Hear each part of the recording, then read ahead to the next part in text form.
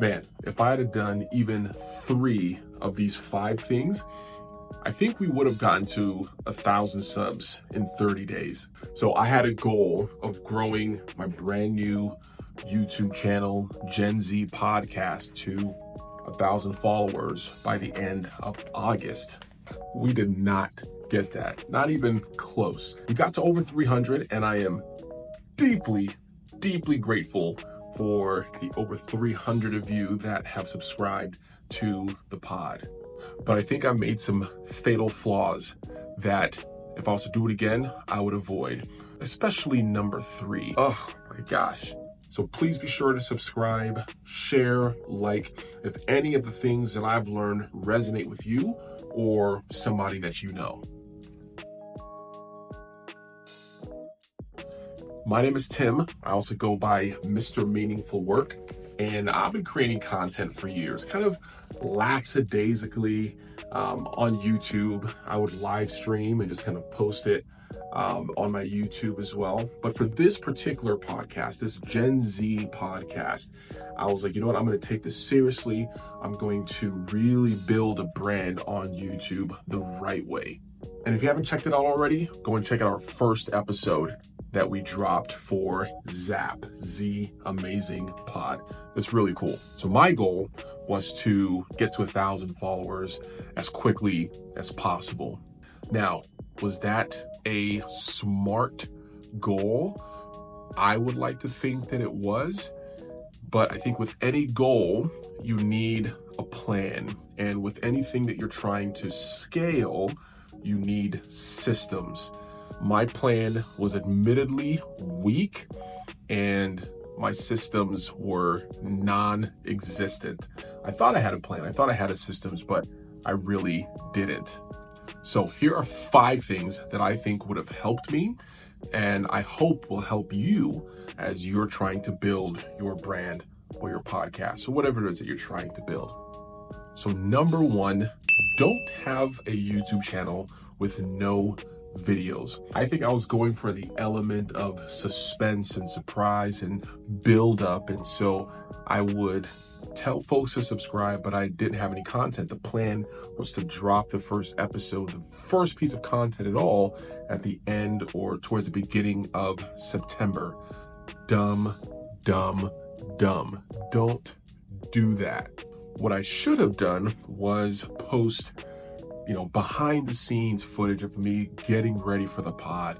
I did some street interviews, getting some feedback from random folks out in the community, doing videos like this, right? My learnings along the way, and have something that folks can come to when they come to the channel, right? And I think there might be a little bit of narcissism there, right? Thinking that my brand and energy would just attract folks to come to the channel, subscribe, and just wait for something to be posted.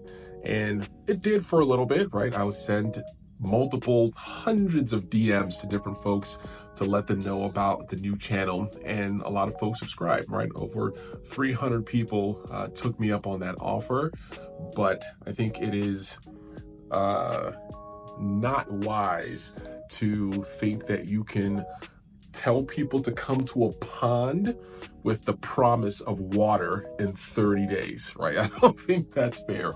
So post some type of content. Number 2, don't ignore the power of shorts. This should have been so obvious, but I caught on this so late. Short form content, I'm used to the rise of TikTok and Reels and all of those things.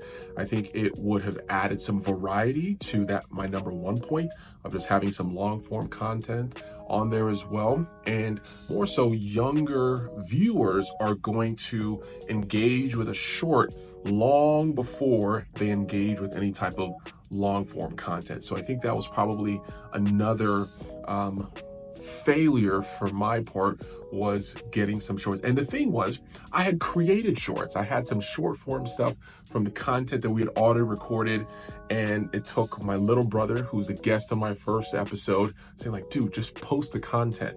And then my other younger brother, and then my son eventually saying, just post the stuff that you already have. And so I think it was about 10 days in or 2 weeks in that I started posting shorts. And even from those few shorts that I posted, I think I gained about 30 subscribers from that. So leverage the power of shorts. And number 3, now, oh my gosh, I think this particular one would have had an outsized impact on my success, and that is collaborate with other YouTubers, right? I'm trying to build a platform on YouTube. Why not talk to the folks that have already built platforms on YouTube? That was something that I should have done. It definitely takes a lot of planning, right? Anyone that's successful on YouTube has systems, has schedules. And so I would have to have been thinking about that earlier to get on platforms. How does what I do and what I say add value to their brand and help their viewers, help their subscribers, and getting on that. And by doing that, folks would get visibility into what I'm doing by way of conversations with Gen Z. So I think that was a missed opportunity, but it's not too late.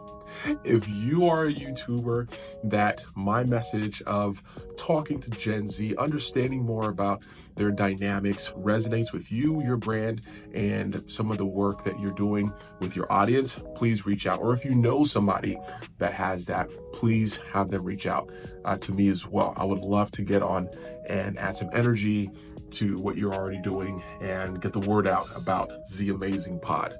Number 4, and this probably could have been avoided, but don't schedule your podcast at the same time of one of the most historic presidential debates.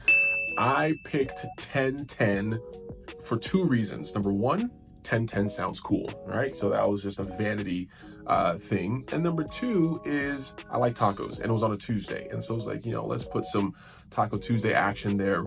But it was also at the exact same day and the exact same time as the presidential debates. And the funny thing was, I wanted to watch the debates as well.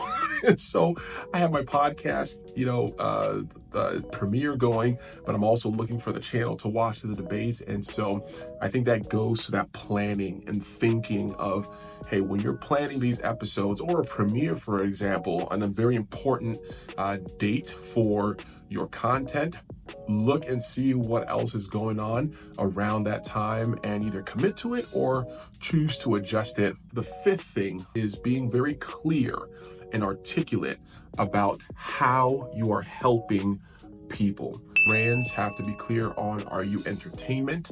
Are you education? Are you awareness? Like, what is your lane? And I think for a long time, my idea of the value that I was adding was kind of squishy, right? That we are talking to Gen Z about Gen Z things for people who need to better understand Gen Z, right? And that keyword people, which people?